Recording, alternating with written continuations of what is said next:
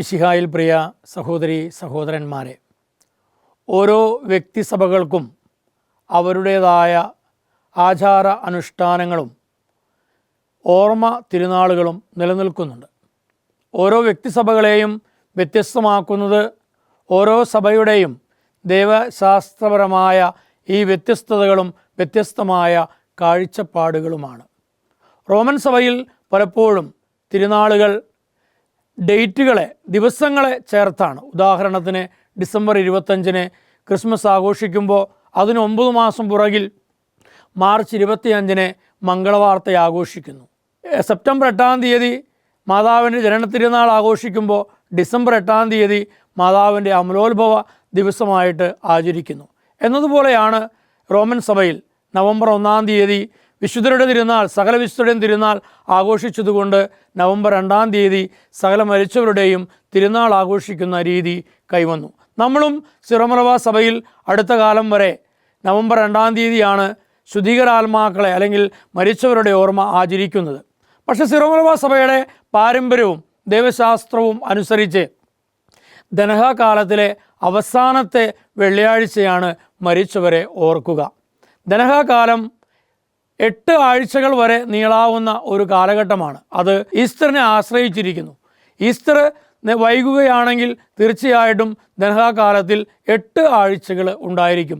ഈ 8ാമത്തെ ആഴ്ചയാണ് അപ്പോൾ മരിച്ചവരുടെ ഓർമ്മയായിട്ട് ആചരിക്കുക. ഇനി 8 ആഴ്ചയില്ലാത്ത വർഷങ്ങളാണെങ്കിൽ തീർച്ചയായിട്ടും അവസാനത്തെ വെള്ളിയാഴ്ച മരിച്ചവരെ ഓർക്കുന്ന രീതിയാണ് സിറോ മലബാർ സഭയുടെ പാരമ്പര്യത്തിൽ നിലനിൽക്കുന്നതെന്ന് നമ്മൾ മനസ്സിലാക്കണം.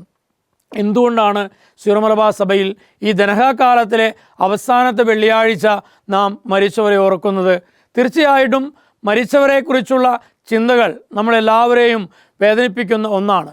മരിച്ചവർക്ക് വേണ്ടിയുള്ള പ്രാർത്ഥന സഭയുടെ ആരംഭം മുതലേ നിലനിൽക്കുന്ന ഒന്നാണ്. നമ്മെ സംബന്ധിച്ചിടത്തോളം നാം ഈ ദനഹാകാലത്തിലെ അവസാനത്തെ വെള്ളിയാഴ്ച മരിച്ചവരെ ഓർത്ത് അവർക്ക് വേണ്ടി പ്രാർത്ഥിച്ച് വലിയ നോമ്പിലേക്ക് പ്രവേശിക്കുകയും ആ വലിയ നോമ്പിൻ്റെ ചൈതന്യത്തിൽ ഈ മരിച്ചവരെയും കൂടെ ഓർത്തുകൊണ്ട് പ്രാർത്ഥിക്കുകയും അവസാനം കർത്താവിൻ്റെ ഉയർപ്പ്, ആ ഉയർപ്പിൻ്റെ ആനന്ദത്തിലേക്ക് എത്തിച്ചേരുകയും ചെയ്യുന്നു. അതിൻ്റെ തുടർച്ചയാണ് ഉയർപ്പ് കാലത്തിലെ ആദ്യത്തെ വെള്ളിയാഴ്ച നാം ആചരിക്കുന്ന സകല വിശുദ്ധരുടെയും തിരുനാൾ. അപ്പോൾ ദനഹാകാലത്തിലെ അവസാനത്തെ വെള്ളിയാഴ്ചത്തെ മരിച്ചവരുടെ ഓർമ്മ, നോമ്പുകാലം, ഈശോയുടെ ഉയർപ്പ് കഴിഞ്ഞു വരുന്ന വെള്ളിയാഴ്ചയിലെ സകല വിശുദ്ധരുടെയും തിരുനാൾ, ഇതെല്ലാം വളരെ ദൈവശാസ്ത്രപരമായിട്ട് ബന്ധപ്പെട്ട് കിടക്കുന്ന ഒന്നായിട്ടാണ് നമ്മൾ മനസ്സിലാക്കേണ്ടത്. അതുകൊണ്ട് തന്നെയാണ് സിറോ മലബാർ സഭയിൽ ഔദ്യോഗികമായിട്ട് ദനഹായിലെ അവസാനത്തെ വെള്ളിയാഴ്ച നമ്മൾ മരിച്ചവരുടെ ഓർമ്മ ആചരിക്കുന്നത്. ഏതെങ്കിലും കാരണവശാൽ അതിന് തക്കതായ കാരണമുണ്ടെങ്കിൽ നവംബർ 2 ആഘോഷിക്കാനുള്ള ഒരു ഓപ്ഷൻ, ഒരു ഐച്ഛികം സഭയിൽ നിലനിൽക്കുന്നുവെങ്കിലും ദൈവശാസ്ത്രപരമായിട്ട് ദനഹായിലെ അവസാനത്തെ വെള്ളിയാഴ്ചയാണ് മരിച്ചവരെ ഓർക്കുന്നത്.